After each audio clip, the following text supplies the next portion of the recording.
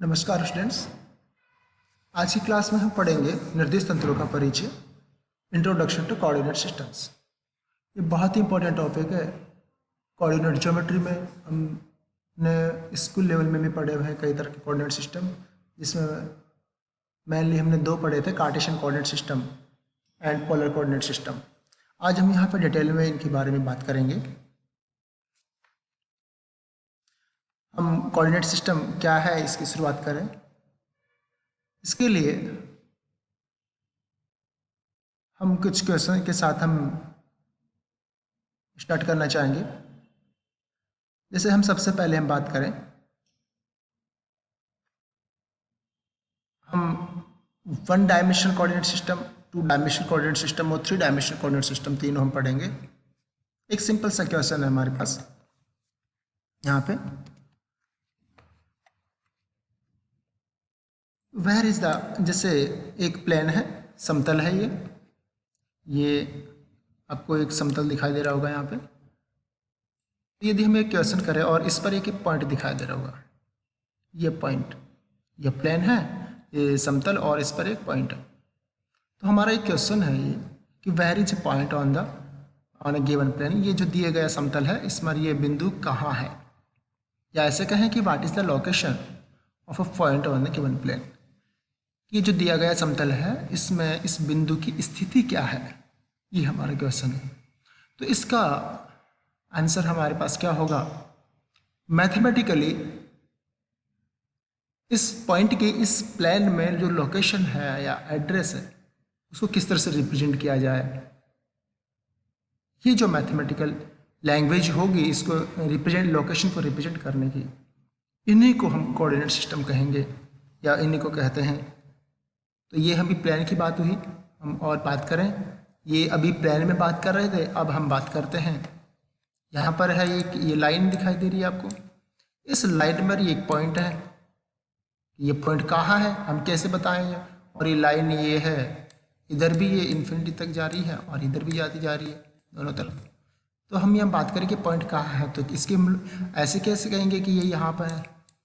इसकी कोई डेफिनेशन तो होगी, कोई लैंग्वेज तो होगी कि हम इसको मैथमेटिकली रिप्रेजेंट कर पाए कि ये पॉइंट कहाँ है।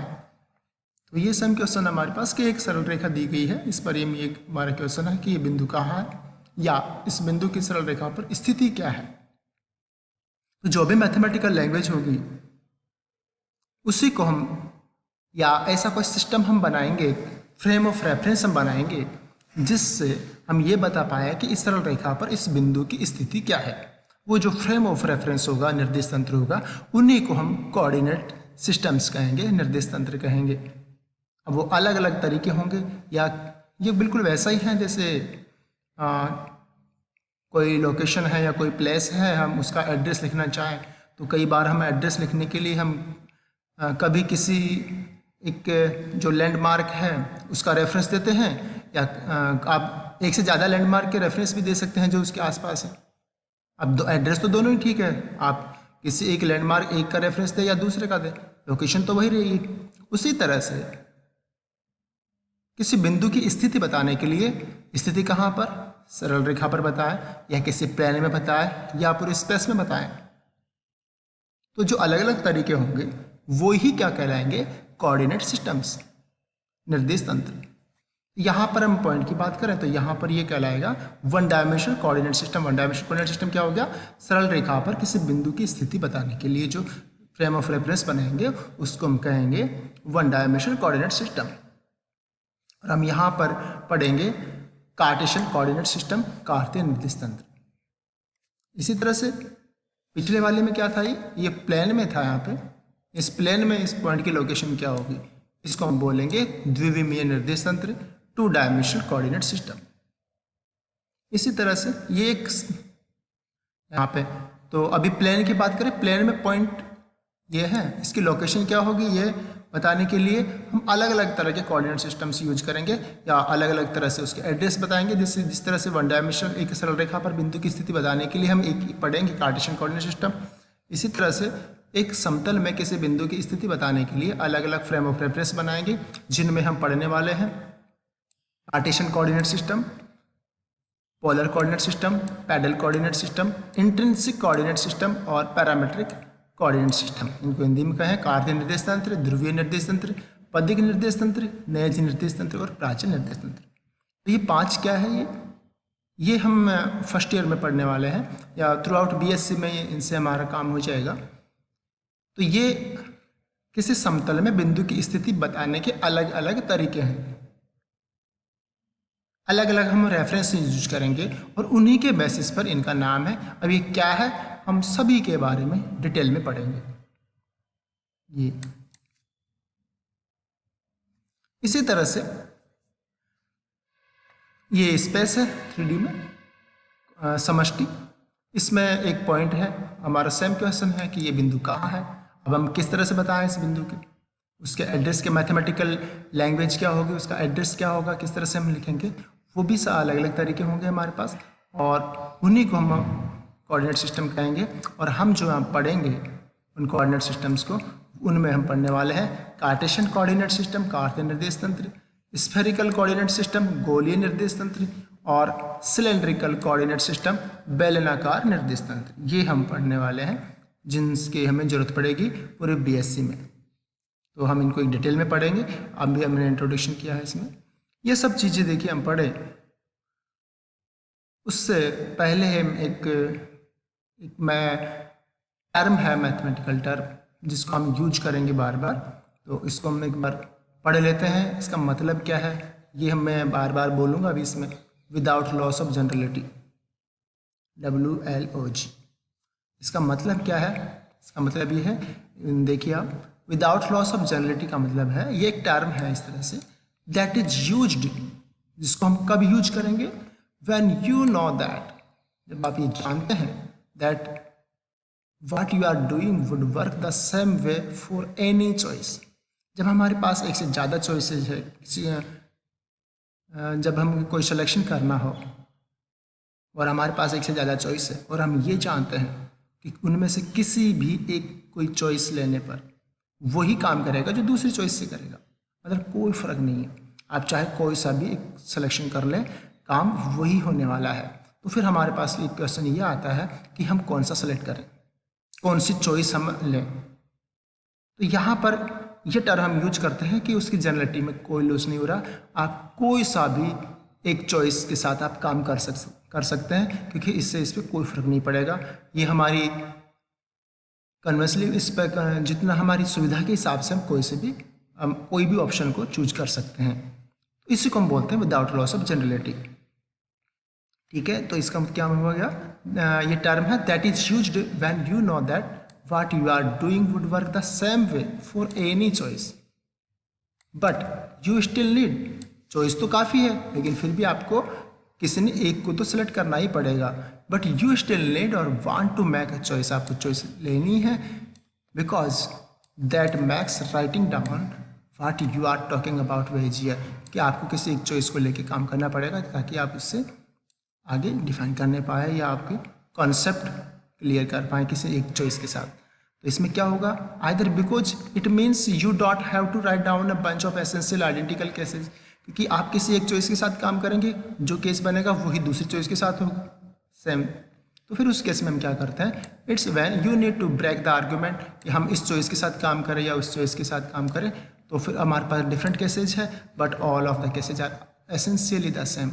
आप किसी भी एक ऑप्शन को सेलेक्ट करके या चॉइस के साथ आपको सेलेक्ट करके काम करेंगे तो वही रिजल्ट्स आएंगे, वही कॉन्सेप्ट रहेगा। तो इसी आर्ग्यूमेंट को ब्रेक करने के लिए हम किसी भी एक चॉइस के साथ हम काम करेंगे और हमारे कॉन्सेप्ट डिफाइन करेंगे। तो ये टर्म काफ़ी इंपॉर्टेंट है, मैथमेटिक्स में इसका बहुत ज़्यादा यूज़ किया जाता है और अब इसको और आप अच्छे से समझ जाएंगे जब हम आगे इसके बारे में बात करेंगे, जब भी हम कोई कॉन्सेप्ट डिफाइन करेंगे। ठीक है,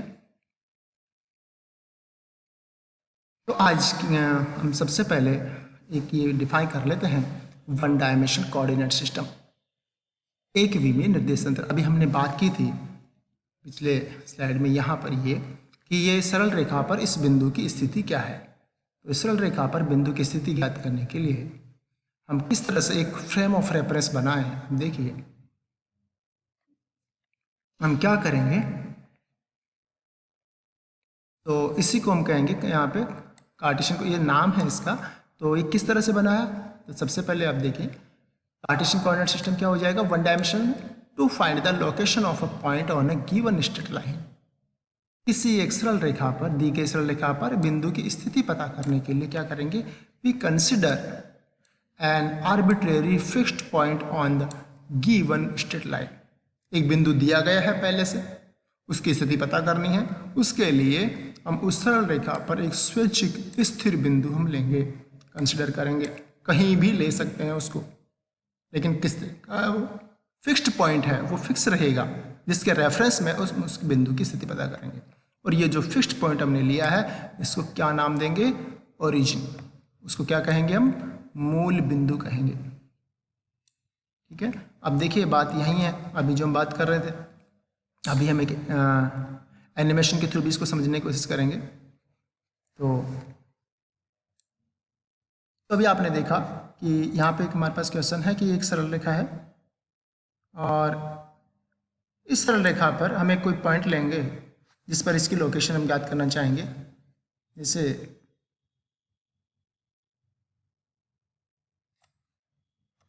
ये एक सरल रेखा है,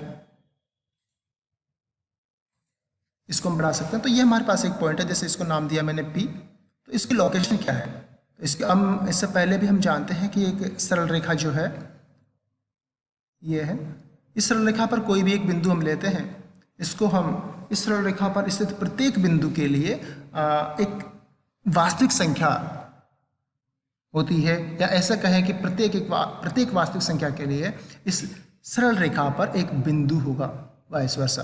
तो 1-1 कॉरेस्पॉन्डेंस है यहाँ पे between the set of points on the straight line and the set of real numbers. तो उसके अकॉर्डिंग हमने एक रियल लाइन हमने बनाई है, या आपने स्कूल में पढ़ रखा है कि किस तरह से हम एक रियल नंबर्स को एक सीधी सरल रेखा पर बिंदु के रूप में डिनोट कर सकते हैं, दर्शा सकते हैं। तो यहाँ पर इस बिंदु की हम लोकेशन हम पता करना चाहें तो उसके लिए हम क्या कहा हमने कि सबसे पहले क्या करेंगे, एक स्थिर बिंदु हम लेंगे यहाँ पे इस सरल रेखा पर। वो कहाँ लेंगे, अभी जैसे हमने यहाँ पर ये लिया, यहाँ पर ले लिया, और जहाँ पे ये हमने स्थिर बिंदु लिया है इसको हम नाम देंगे ओरिजिन, या इसको हिंदी में कहेंगे मूल बिंदु। और ये जो मूल बिंदु लिया है इसी को हम वास्तविक जो सरल रेखाओं वास्तविक संख्याओं के समुच्चय है उसमें जो जीरो है उसको यहाँ इस पॉइंट से रिप्रेजेंट करेंगे, जीरो से। अब हमारे पास यहाँ पे दो केसेज हैं कि इस एक साइड इस जीरो की या ओरिजिन के इस साइड में है और एक इस साइड में है, दोनों साइड। अब दोनों में से किसी भी साइड को हम एक पॉजिटिव ले सकते हैं और किसी भी साइड को नेगेटिव भी ले सकते हैं। ये देखिए आप किस तरह इसमें टर्न कर सकते हैं। तो वही वहाँ पे वही बात आ जाती है कि विदाउट लॉस ऑफ जनरलिटी हम किसी भी एक डायरेक्शन को पॉजिटिव किसी को नेगेटिव, जैसे ये इधर पॉजिटिव है और इधर नेगेटिव है, यदि हम इस तरह से रोटेट कर दें तो ये इधर पॉजिटिव इधर नेगेटिव है, तो इससे कोई फर्क नहीं पड़ेगा। तो वो जो टर्म की हम बात कर रहे थे विदाउट लॉस ऑफ जनरलिटी, इसका मतलब यही है, क्योंकि इससे कोई फर्क नहीं पड़ेगा आप किस तरह से, क्योंकि लाइन ये स्पेस में है। तो अभी हमने जैसे वही विदाउट लॉस ऑफ जनरलिटी, यदि हम जब हम स्टडी करते हैं तो हम क्या करते हैं, एक हॉरिजॉन्टल लाइन होती है वहाँ ज़्यादातर इस तरह से लिखते हैं और इसके राइट हैंड साइड में हम पॉजिटिव नंबर्स लिख देते हैं और लेफ्ट हैंड साइड में नेगेटिव नंबर्स लिखते हैं। यहाँ पे विदाउट लॉस ऑफ जनरलिटी हमने ये राइट साइड में पॉजिटिव ले लिया और इधर नेगेटिव ले लिया। तो इस पॉइंट की जो लोकेशन है वो क्या होगी, यहाँ पे यही इसके फ्रेम ऑफ रेफरेंस इस तरह से बनाएंगे। तो यहाँ पर हम कौन सा रेफरेंस इसमें यूज कर रहे हैं, ये इस तरह से हम इसकी लोकेशन बताएंगे, distance of the point A from the origin A. यदि ये हमारे पास ये पॉइंट पी है, यहाँ पे हमने ए लिख दिया यहाँ पे, तो इस बिंदु की इस ओरिजिन मूल बिंदु से दूरी कितनी है ये रेफरेंस हम यूज करेंगे। जैसे अभी यहाँ पे ये कितनी दूरी पे है, यही इसका एड्रेस हो जाएगा। तो यहाँ पे यदि इस डिस्टेंस को हम x से रिप्रेजेंट करें तो यहाँ पर ये डिस्टेंस आ रही है 10, कितनी आ रही है 10। तो ये इसका कोऑर्डिनेट हो जाएगा, इस बिंदु का निर्देशांक हो जाएगा, कोऑर्डिनेट ऑफ द पॉइंट। तो आप देखिए अब ये चेंज हो रही है, जैसे अभी ये हो गया 9.4, तो ये इससे दूरी कितनी है 9.4, ये भी कितना है 8, इस तरह से। तो ये इसका लोकेशन हो जाएगा यहाँ पर। यदि हम इसके लेफ्ट हैंड साइड में आते हैं तो जैसे -3 पॉइंट, तो ये इसका एड्रेस हो जाएगा। अब हम पता कर सकते हैं, अब हम इस पॉइंट की लोकेशन बता सकते हैं। अभी जैसे हम बात करें कि ये बिंदु कहाँ है, तो ये हो गया यहाँ पे। Thank you. अब नेक्स्ट क्लास में हम आगे पढ़ेंगे।